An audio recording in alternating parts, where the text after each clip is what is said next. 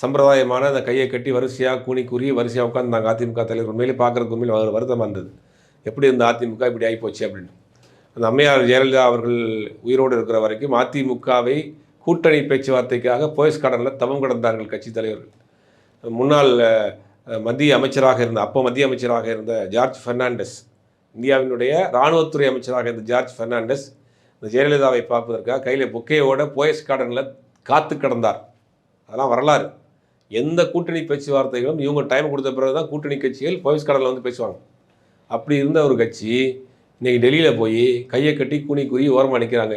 கேட்டால் நாங்கள் கூட்டணி கட்சி பேச போல் தமிழ்நாட்டின் உரிமையை பற்றி பேச போயிருக்கிறோம், இருமொழி கொள்கை தான் எங்களுடைய இதுன்னு சொல்ல போயிருக்கிறோம் அப்படின்னு என்னென்னமோ போட்டு உருட்டுறாங்க. ஆனால் வெட்ட வெளிச்சமாக தெரியுது. அவர் போயிட்டு வந்த எடப்பாடி பழனிசாமி அமித்ஷா சந்திப்புக்கு பிறகு கொஞ்ச நேரத்தில் அமித்ஷா ஒரு ட்வீட் போடுறாரு. என்ன போடுறாரு? 2026 தேர்தலில் பார்த்தீங்கன்னா தேசிய ஜனநாயக கூட்டணி ஆட்சி தான் தமிழ்நாட்டில் வரும், நாங்கள் எங்களுடைய தலைமையில் தான் ஆட்சி அப்படிங்கிற மாதிரி அவர் பேசிட்டார். அப்போ என்னென்னா சந்திச்சுட்டு போன கொஞ்ச நேரத்தில் வந்து இந்த ட்வீட்டை போடுறாருன்னா நாங்கள் கூட்டணியை வந்து கன்ஃபார்ம் பண்ணிட்டோம், பேச்சுவார்த்தையை முடிவு பண்ணிட்டோம், கூட்டணியை நாங்கள் கன்ஃபார்ம் பண்ணிட்டோம், கூட்டணியை கூப்பிட்டுலாம் பேசலாம், நாங்கள் சொல்கிறோம் நீங்கள் செய்யுங்க, அவ்வளோதான்.